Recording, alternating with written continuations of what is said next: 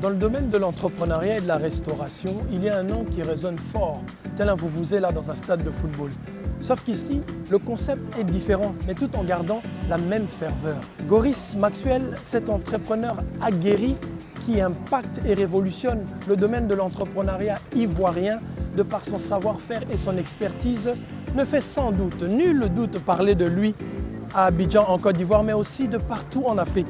Nos limites, comme vous savez, que cette plateforme qui met en avant les personnalités d'influence africaines qui travaillent à révolutionner leur industrie est donc venue ici à Abidjan. Nous avons posé nos valises pour aller à la rencontre de celui qui détient une chaîne de restauration, Texas Grill, la magie de la restauration du burger américain ici en Côte d'Ivoire. Nous sommes donc allés à la recherche de celui qu'on ne présente plus. Venez avec moi, on va découvrir qu'est-ce qui se cache derrière le Texas Grill.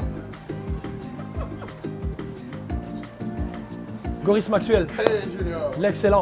ça va? Quel plaisir de te voir, c'est toujours un plaisir. Merci de nous recevoir ici à Abidjan. On est arrivé? Oui, on est là. Ok. Merci beaucoup.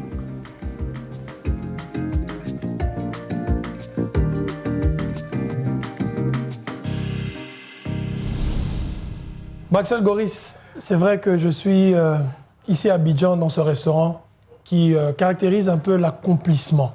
Mais est-ce que tu as eu une enfance comme tout le monde? C'était peut-être le football, peut-être la politique, le journalisme, ou ça a toujours été la restauration? Non, moi j'ai eu une enfance vraiment, si je dois dire magique ou quoi, mais bon. J'ai commencé ma petite enfance au village. Ok. L'école primaire CP1 au village. Après, comme mon père il était fonctionnaire d'État, donc on a eu à tourner dans tout le pays. Ok. Donc, mais je sais que je rentrais quelques rares fois en cuisine avec ma maman, c'était pas ma passion. Ok. Mais j'aimais beaucoup manger. Ça c'est sûr, j'aimais beaucoup manger. Mais j'ai plutôt été études et autres. Ok. Donc, voilà. Mais alors, en 2006, tu t'exportes et tu vas vers l'Inde pour poursuivre tes études supérieures. Bien sûr. Le parcours indien, comment est-ce qu'il se passe là-bas? Ça a été très difficile pour moi parce que là, j'étais déjà séparé de mes parents. Et l'année qui a suivi, en 2007, j'ai perdu mon père. Un an plus tard, peut-être à 10 jours, j'ai perdu ma mère, c'est-à-dire en 2008. Et mes frères n'ont pas voulu que je revienne parce qu'on a en Afrique, histoire d'héritage et tout. Donc j'étais bloqué là-bas jusqu'à ce qu'une femme indienne, je sais pas, me voie un jour dans la rue. Elle me propose de me racheter mon billet d'avion et m'a donné un premier boulot. Ok. Où je devais lui ramener des noix de cajou. Je pourrais travailler pour elle dans les pays francophones et tout ça. J'ai dit ok. Alors c'est dans ça que 2 mois après l'enterrement de ma mère, je suis venu en Côte d'Ivoire. J'ai commencé à travailler en tant que consultant pour elle. Ah d'accord, ça se passe comme ça. Ouais. Mais alors, pendant cette période-là, oui, vas-y. J'étais parti en tant qu'étudiant en informatique. Oui. Il faut dire qu'ici, j'ai fait les sciences économiques à l'université. Ici, ça ne me plaisait pas. Je n'étais pas un élève brillant. Je suis parti, je me suis dit que j'aimais l'informatique. Je suis parti en Inde pour vraiment faire l'informatique. Oui. Arrivé là-bas, j'ai cru que c'était comme dans les films, les petits boutons rouges, verts, il fallait appuyer et tout. Mais après, quand j'ai vu que c'était la programmation, et quand j'ai vu qu'il fallait apprendre encore tous les théorèmes que je n'ai pas voulu apprendre en mathématiques et tout, alors ça a été la cata. Et donc, j'ai vraiment pas aimé les études là-bas aussi. Oui. Voilà. Mais Dieu merci, souvent, je faisais de la nourriture pendant tout ce temps-là, 4 années à préparer pour moi-même et pour mes colocataires. Donc, ça fait que ça m'a un peu formé quand même. D'accord, mais est-ce qu'à ce stade-là, tu as des idées qui te survolent, on va dire, où tu te dis que tu peux un jour devenir entrepreneur? Jamais. Ça ne m'est jamais passé par la tête. Je savais que je n'avais pas envie de travailler pour quelqu'un. Je voulais travailler pour moi-même. Mais ça ne me passait vraiment pas par la tête d'être entrepreneur un jour. Non. À ton retour sur Abidjan, comment se fait cette première rencontre avec la gastronomie? Il faut dire que je suis entré à Abidjan en 2010. Ok. J'ai connu plusieurs galères. Et c'est en 2014-2015, j'ai envie de manger un burger. Mais justement, Maxwell, quand tu dis galère, dis-nous-en un peu plus comment c'était. Wow. Comment c'était pour ça? Là, j'étais dans un quartier qu'on appelle Yopougon-Kouet. C'était un quartier précaire où j'ai commencé à... J'étais dans plusieurs choses. J'ai connu l'alcool frélaté, la drogue, la cigarette et tout ce qui va avec. Je devenais pratiquement fou. Ok. Et ma tante, une de mes tantes m'a dit que franchement, il fallait que je m'accroche à Dieu, sinon... On allait te perdre. Sinon, on me perdait. Oui. Et voilà. Et donc, c'était ça. Et vraiment, je me suis accroché à Dieu. J'ai rencontré le Seigneur. Après, je suis parti au Ghana dans un camp de prière. Je suis revenu. Je me suis assagi, j'ai arrêté la cigarette, j'ai arrêté l'alcool, les sorties et tout. Et j'ai commencé à penser à mon avenir. Je ne savais vraiment pas qu'est-ce que j'allais devenir quand je suis entré en Côte d'Ivoire. Je n'avais pas mes parents, j'avais personne pour m'aider et tout. Et j'avais plein de dons qui disaient que tu ne vas jamais repartir, tu ne vas jamais faire ceci, tu ne vas jamais y arriver. Mais voilà, donc ça m'a permis ce moment de retrait au Ghana m'a permis de réfléchir, de voir ce que je voulais faire, ce que je valais, parce que pour moi, j'avais aucune valeur. Mais qu'est-ce que je voulais vraiment faire? Et voilà. Un jour, j'ai fait, comme je disais, j'ai fait un burger à la maison. Ah. Un burger à la maison. Et la réaction que les gens ont eue, parce qu'il faut dire que moi, je travaillais pour la dame, comme j'ai dit, en Inde. Tout à fait. J'ai démissionné parce que ça ne me plaisait pas. Je voyageais partout. Je travaillais au Gabon, au Kenya, je travaillais en Côte d'Ivoire, je travaillais en Éthiopie. Mais ça ne me plaisait pas, ça ne me disait rien. Je gagnais un peu d'argent, mais ça ne me disait rien et j'ai abandonné. Et donc, ça, quand j'ai fait le burger, qui m'ont dit que c'était bien, quand j'ai vu la réaction, j'ai vu pour la première fois, j'ai fait quelque chose qui avait de la valeur, qui avait de la valeur aux yeux des gens. C'était un truc aussi simple, aussi banal, comme un burger, mais les gens ont tellement apprécié que j'étais dépassé, au fait. Voilà, j'étais dépassé, j'arrivais pas à comprendre qu'est-ce qu'il y avait. Pour moi, c'est tellement simple que je ne comprenais pas pourquoi il y avait tant d'engouement autour d'un simple burger. Et de là est partie ma passion pour la cuisine américaine. J'ai commencé à réaliser des recettes, j'ai commencé à apprendre, j'ai commencé à rêver des recettes et tout. C'était vraiment un engouement que j'ai jamais connu. Oui. Je vais dire une folie, bien une sorcellerie, mais tous les jours, je devais préparer, je devais me lever, chercher de l'argent, aller préparer. Même c'est un plat, deux plats, je ne faisais que faire ça. Maxwell Goris, tu découvres ta passion justement en faisant ton premier vrai burger sur le sol ivoirien. Bien sûr. Donc c'est comme ça que ça se passe. C'est comme ça que ça se passe. Aussi simplement. J'avais jamais fait de burger d'abord. Hein. Ouais. Jamais fait de burger. Et la première fois que je l'ai fait, ça a tellement touché les gens autour de moi. Si je dois utiliser ce mot-là, ça a vraiment touché les gens autour de moi que moi, ça m'a permis de savoir que au moins je servais à quelque chose sur la terre. Et ça m'a ramené à ce qu'on dit, il n'y a pas de saut métier au fait. Tout à fait. Mais j'ai jamais su que ça pouvait être un métier. Hein. Si j'ai jamais su, j'ai continué à faire ça à la maison comme je voulais. Et un jour, il y a un propriétaire de bar qui m'a dit écoute, on peut dire à ta copine de venir préparer pour nous parce qu'on a ouvert notre bar, mais au moins il n'y a personne qui peut faire à manger pour attirer les clients.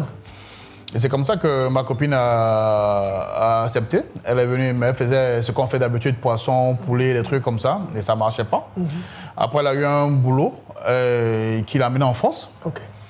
Et pour une formation. Et donc, moi, j'ai repris la table et j'ai dit, OK, moi, je vais créer une page, je vais faire ça de manière différente, quoi. Je ne savais pas, mais quand je m'ai amené à créer une page, c'était d'abord Houston Grill. Après, j'ai vu que le nom n'accrochait pas. Et j'ai changé, j'ai mis Texas Grill. J'ai mis des côtes de porc, des burgers. Et ça a commencé comme ça, avec du poulet et des steaks. J'ai enlevé le poisson. Et j'ai vu que ça a commencé à plaire aux gens. Ça a commencé à accrocher, mais on n'avait pas de clients. On n'avait pas beaucoup de clients. Les gens aimaient l'originalité. Ceux qui goûtaient, ils étaient contents. On n'avait pas de clients. Il a fallu qu'un jour, je pense 2 ans après, qu'un homme européen s'asseye un jour, il a demandé un burger. Je ne sais pas, mais j'étais prêt. Et j'ai sorti les burgers. Le lendemain, on voit plein de voitures venir garer, plein de personnes venir. C'est ici Texas Grill, c'est ici Texas Grill, parce qu'on n'avait même pas de nom. C'était juste une petite table comme ça, donc il n'y avait même pas de nom. Oui. Mais vu que sur la page internet, on mettait Texas Grill, et moi, quand j'étais sur une table, j'avais même honte d'écrire Texas Grill dessus. Je vois. Donc il n'y avait juste une table. C'était juste une table sur laquelle on a commencé. Okay. Une table et un fourneau. Wow. Et il y a des gens qui ont arrêté pour tester. Il y a d'autres qui disent non, on ne peut pas, parce qu'il y a la poussière autour, il y a des mécaniciens et tout. On ne peut pas s'arrêter pour tester ça. Non. Et j'ai compris qu'il fallait peut-être upgrade. Tout à fait. Mais le soir, je demande à un client, mais pourquoi est-ce qu'il y a plein de personnes qui viennent aujourd'hui comme ça? Parce qu'ils ne comprenaient pas en fait. Ouais. Et après, on voit qu'on a une page ivoirienne qu'on appelle un consommateur averti, où tous les consommateurs donnent leur retour, leurs expériences. Et on a vu que le monsieur européen avait fait un retour sur la page. D'accord. Il a fait un retour pour dire que de tous les pays qu'il a visités, des États-Unis et tout, tous les pays qu'il a visités, c'était le meilleur burger qu'il a goûté de sa vie. Ah bon? Et c'est comme ça que tout le monde venait. On ne savait pas. Et ça a été frénétique. Des gens ne pouvaient pas venir parce que vous-même, quand vous êtes arrivé, vous avez vu qu'il y avait beaucoup de boue et tout ça. Et on n'était pas aussi... c'était pas aussi coquet que ce qu'on a maintenant. Et 3 mois après, il est revenu. Là, je l'ai reconnu. Il a redemandé un burger encore. Et là, je lui ai sorti encore le meilleur burger de mes entrailles. Il est reparti, il a refait le poste. Il dit, ah, les Ivoiriens, quand on fait quelque chose, après 2 mois, 3 mois, ils baissent de gamme. Mais là, il confirme que c'est le meilleur burger. Et là, c'était fini. Là, tout le monde a commencé à venir à Texas Grill, parents, enfants, et tout le monde a commencé à venir à Texas Grill. Et le bar a dû fermer, donc on n'avait pas de place pour continuer. Et où nous sommes actuellement, il y avait une femme qui avait un magasin, mais qui croulait sur le poids des dettes. Et je lui ai dit, écoute, nous on va fermer, mais comme tu fais du poisson devant ton bar, laisse-nous faire du poisson. Et tu fais tes prix au prix du bar, tes prix de boisson au prix du bar. Elle a dit ok. 2 mois après, elle m'a appelé, elle m'a dit que bon, j'ai retiré mon argent. Et bon, on ne sait jamais, faut pas, ça va tomber et puis encore on va reperdre l'argent, donc je préfère abandonner en même temps. C'est comme ça qu'on a pris le magasin. Donc en 2017, on a ouvert le premier Texas Grill. J'ai vu le propriétaire du bâtiment qui était... j'étais avec ses enfants en Inde. Donc il m'a donné le magasin, il m'a dit ok, vas-y, travaille et puis on verra bien. Donc c'est comme ça que j'ai commencé Texas Grill. On a pris le magasin, on a fait quelques petits travaux, mis des chaises, fait une petite cuisine et on a lancé la première enseigne Texas Grill. Donc de l'histoire du fourneau, de la table à la première, au premier site de Texas Grill, c'est une affaire qui a commencé comme, on va peut-être dire comme, pas comme tu le voyais aujourd'hui. Qui a commencé à la maison, exactement à la maison, par la passion, qui a commencé dehors quand on n'avait pas de clients et tout, donc après la motivation, la discipline, parce que souvent Dieu t'apporte des opportunités et tu n'es pas prêt. Pour que tu sois prêt, il faut de la discipline. Donc il faut toujours être en train de faire, être en train de recommencer, même quand il n'y a pas de clients. Parce que le jour que Dieu apporte l'opportunité, il faut que tu sois prêt. Exactement. Et donc quand l'opportunité s'est présentée, j'étais prêt. Et je ne me suis pas amusé. Quand l'opportunité s'est représentée encore, je pense que j'ai tout déchiré. Et voilà, là a commencé l'ascension Texas Grill. Tes employés disent que tu es quelqu'un qui dort tard et qui se réveille tôt. Mais quelle est ta source de motivation pour ça? Comme je disais tout à l'heure, on ne peut pas appeler ça la motivation. On appelle ça de la discipline maintenant. Parce que par la motivation, c'est j'ai envie. Mais la discipline, c'est je dois. Tout à fait. Je dois faire. Parce que quand tu regardes derrière, devant, il n'y a personne. Au début, c'est de la motivation. Après, quand la motivation passe, c'est-à-dire il y a des jours où tu n'as pas vraiment envie de te lever, même étant motivé, mais il te faut de la discipline. Et donc, cette discipline permet que je sois là, que je regarde leur travail. Et vu que moi, je ne suis plus trop au feu comme avant, donc il faut que je coordonne leur travail. Il faut que c'est moi qui fais toutes les choses d'assaisonnement. Il faut que je m'assure qu'il n'y a pas d'assaisonnement qui manque pour eux. Il faut que je m'assure que la comptabilité, tout le monde a fait son travail et tout ça. Donc ça, tu n'as pas besoin d'alarme pour te réveiller. Tu dois te réveiller et faire ton travail. Exactement. Parce que, vous savez, ici, on n'a pas une culture entrepreneuriale.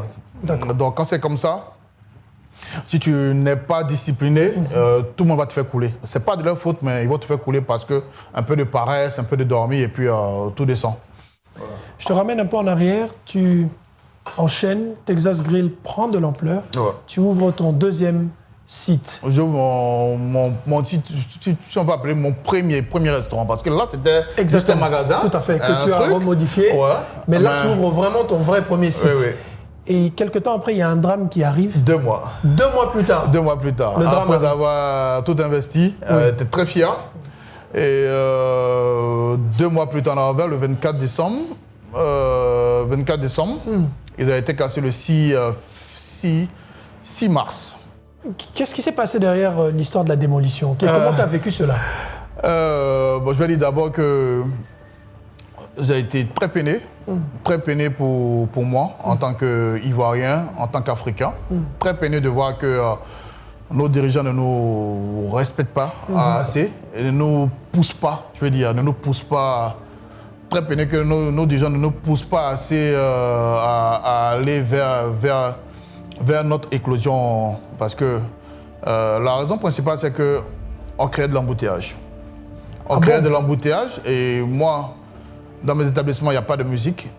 Ici, pour la première fois, il y a de la musique ici, mais il n'y a pas de musique, il n'y a pas de télévision. Donc les gens viennent juste manger et je suis étonné que ça puisse, juste la nourriture puisse créer tout cet engouement-là. Et c'était une fierté pour moi.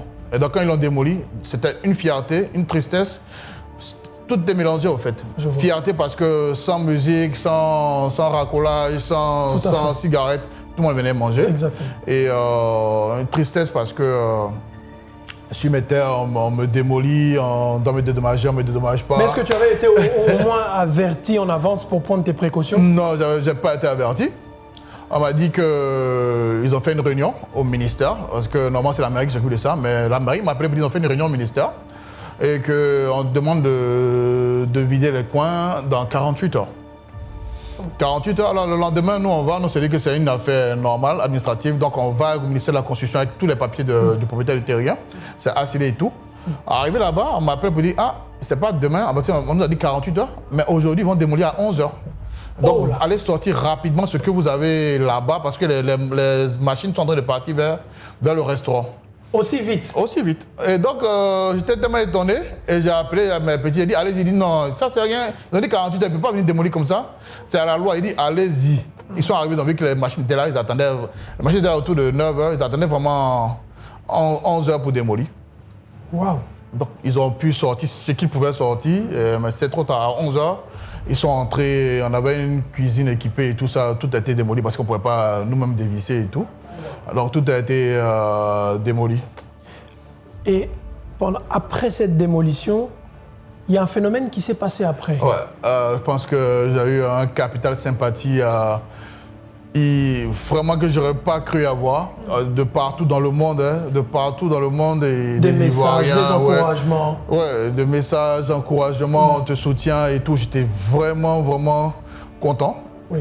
Et même, tu as même été triste. Ouais. Même triste, mais ça t'a ouvert aussi des portes parce que tu as été reçu par des personnalités de la place. Bien sûr. J'ai été reçu par 4 ministres en même temps.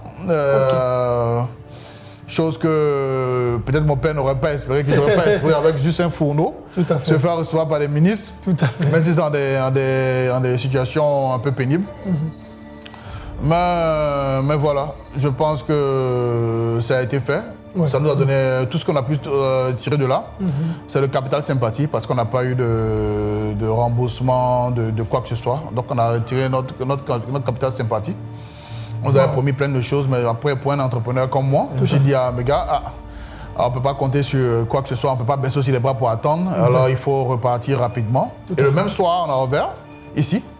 Le même soir, et on fermait les lundis. J'ai parlé à mon équipe, je leur ai dit, écoutez, soit on les laisse partir à la maison, soit on les met au chômage, mais soit on ne ferme plus, on tourne tout le monde et on s'apprête pour pouvoir ouvrir très rapidement un prochain Texas pour pouvoir prendre tout le monde. Donc on a diminué les salaires, on s'est remis au travail, on s'est remotivé et tous les jours maintenant on a commencé à travailler.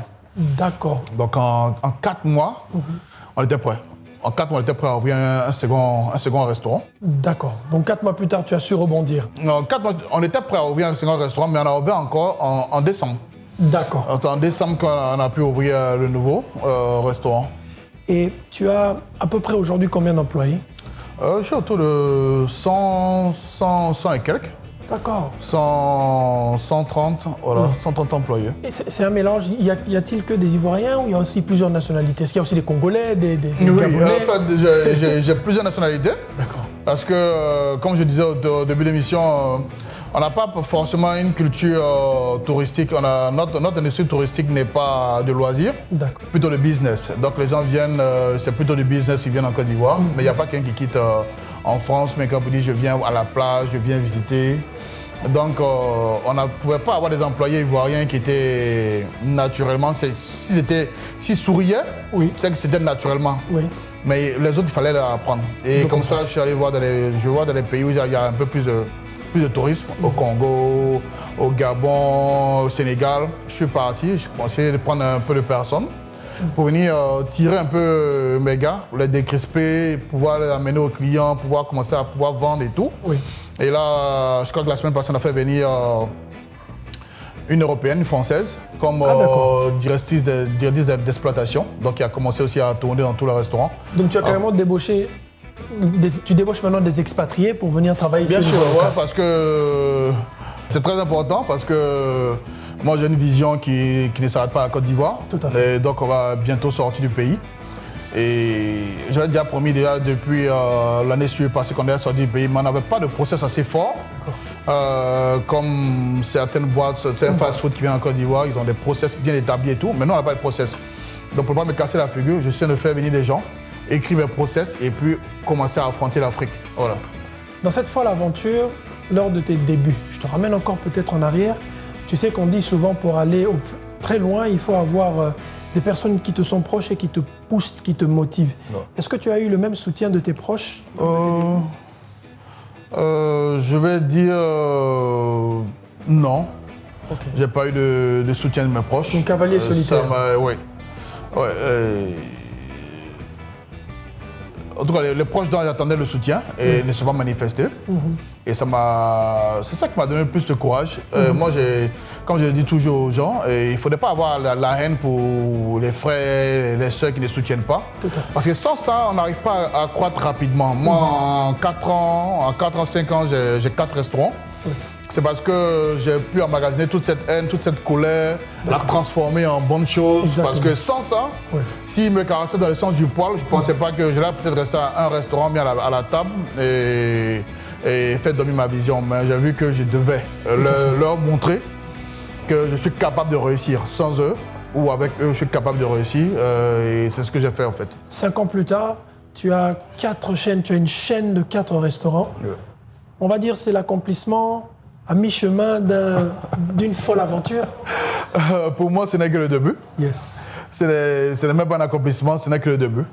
Voilà, les bonnes choses, vu que je suis en train de faire venir des expatriés pour entrer, je pense que les bonnes choses vont commencer maintenant. Comment tu juges l'entrepreneuriat au niveau local ici en Côte d'Ivoire? Il est vraiment lent. Il est vraiment lent, on a beaucoup de difficultés. On a beaucoup de difficultés, mais je pense que l'État crée des marchés. Et il ne faudrait pas qu'on crache là-dessus. C'est à nous d'être visionnaires, d'être clairvoyants pour pouvoir s'en accaparer. Je pense aussi que les entrepreneurs ivoiriens, je ne sais pas si c'est pareil dans les autres pays, mais ils ne vont pas aux informations. On a beaucoup de structures qui aident à former. Mais eux, il ne faut pas de communication. Nous aussi, on ne va pas vers eux. C'est compliqué. Donc moi, c'est vraiment par bride d'informations que j'ai commencé à voir qu'il y a des structures étatiques qui formaient, qui poussaient, qui accompagnaient. Par exemple, l'année passée, on a bénéficié de stagiaires qui étaient payés par l'État. Et donc, on avait, je crois, 30 à 40 stagiaires en cuisine qui étaient payés à moitié salaire par l'État. Donc, on payait à moitié, l'État payait la moitié. Voilà. Et maintenant que ta structure est bien, on va dire, bien fondée, tu as plusieurs équipes qui suivent chaque département. Tu as mentionné, je pense, l'idée de pouvoir t'exporter à l'international. Est-ce que c'est toujours à la question du jour? Bien sûr. C'est pas pour ça, c'est pour ça que je fais venir des étrangers, en fait. Parce que déjà, je fais venir des étrangers, peut-être qu'eux ne savent pas, mais c'est pour déjà les former à des managers et à aller ouvrir dans leur pays, c'est-à-dire Congo, Gabon, à Dakar. C'est des pays que je vise, c'est des pays que j'ai visités sauf le Congo. Donc voilà, c'est une idée d'expansion que je suis en train de vraiment essayer de mettre sur place, faire venir des gens, des Européens pour mieux encadrer tous les process, mieux encadrer ce qui se passe. Et quand ça va finir, je pense qu'on sera plus fort pour pouvoir essayer de s'installer dans ces différents pays-là. Voilà. Aux jeunes entrepreneurs qui te regardent en Côte d'Ivoire, au Sénégal, au Congo, au Kenya, qui aimeraient demain devenir les Maxwell Goris de leur pays et même d'Afrique, que leur dirais-tu? Je leur dirais de ne jamais abandonner leurs rêves. Voilà. Et la chose la plus importante, et pour un Africain surtout, c'est de se connaître. Je pense que j'ai fait un post dessus hier avant-hier. De se connaître, de connaître ses forces. Parce qu'on ne court pas derrière l'argent. Nous, on a tendance à vraiment chercher l'argent très rapidement, courir derrière l'argent. On ne court pas derrière l'argent. Quand tu mets tout en place, quand tu suis ce que tu as fait, quand tu es très motivé, discipliné dans ton domaine que tu as trouvé, je pense que l'argent suivra tout seul. Moi, d'un fourneau, j'ai été primé meilleur jeune entrepreneur pendant que j'étais en concours avec plusieurs entreprises qui étaient déjà entreprises, moi d'un fourneau, d'une terrasse. Meilleur jeune entrepreneur ivoirien. J'ai eu un prix national de 10 millions de l'État et je pense qu'il n'y a pas de son métier. Voilà, il faut savoir prendre sa chance, il faut savoir offrir ce qu'on a de valeureux au monde. Il faut savoir le faire. Il ne faudrait pas que... Il faudrait qu'on pense à toi quand on veut faire quelque chose. Il faudrait que tu viennes à l'idée des gens. C'est-à-dire, si on veut faire un barbecue chez l'ambassadeur de France Mission, appelé Maxwell, il faudrait qu'on pense à toi de facto. Il ne faudrait pas que tu sois celui qui... Parce qu'on a des plombiers ici qui sont maintenant électriciens, menuisiers, ils font des petits boulots. Ils font tout et ils ne maîtrisent rien. Il faut maîtriser ton domaine. Exactement. Et ne pas être ignoré là-dedans. Il ne faudrait pas que les gens t'ignorent. Voilà, pour moi, c'est ça. King Maxwell, c'est le successful story made in Côte d'Ivoire. Comment vis-tu cela? Moi, je ne suis pas encore... C'est vrai que les gens en parlent. Tu restes C'est vrai que les gens en parlent. Pour moi, c'était tellement facile pour moi. Pas de faire ce qu'on est en train de faire, mais c'était tellement facile. Moi, le plus important, c'est que moi, je juge toujours, c'est mes recettes. Mes recettes, ma nourriture, ce que je fais, c'est ça que je juge. Sinon, les restaurants, quoi que ce soit, moi je ne juge pas, je ne vois pas. Je pouvais laisser ça à l'administration de voir. Et donc, c'était tellement facile pour moi que je ne vois pas ça comme une success story pour le moment. Je pense que quand on va commencer à s'étendre dans tout le pays et à l'extérieur, je vais appeler ça une success story. À l'international. Voilà. King Maxwell, c'était pour nous un plaisir de pouvoir être reçu à Abidjan. Je suis étonné et moi c'est un plaisir de vous voir, de voir le travail que vous faites. C'était très professionnel, je suis étonné même. C'est la première fois qu'on vient me filmer, il y a tout ça. C'est nos limites, c'est nos limites. Donc, c'est la première fois que je suis étonné. Je pense que j'ai te demander, toute l'équipe vient. Oui, on a voyagé, comme on le dit, de Kinshasa à Libreville, en passant par Dakar et aujourd'hui en Côte d'Ivoire. Donc on continue à faire le tour du monde pour mettre en avant des personnalités d'influence comme toi qui impactent et révolutionnent l'industrie de la restauration africaine, ivoirienne, parce qu'on pense aussi à l'avenir qui est l'Afrique, quoi. Bien sûr. Donc c'est pour nous un plaisir et merci à toi. Merci beaucoup et merci à tes téléspectateurs. Merci. Et vous faites du très bon boulot. Je suis vraiment épaté et merci pour les questions aussi. J'espère que j'ai été à peu près clair et que ça va pouvoir édifier certaines personnes. Bien sûr. Voilà, ça c'était mon mot de fin. Merci beaucoup King Maxwell. Moi je vais conclure comme vous le savez en disant toujours que lorsqu'on vous demande de faire un travail, rassurez-vous et soyez sûr de sortir un produit extraordinaire. Ne faites pas comme les autres. Ne soyez pas ordinaire, sinon ça ne sert à rien. C'était Junior Kiakou depuis Abidjan. On se retrouve prochainement pour un nouvel épisode.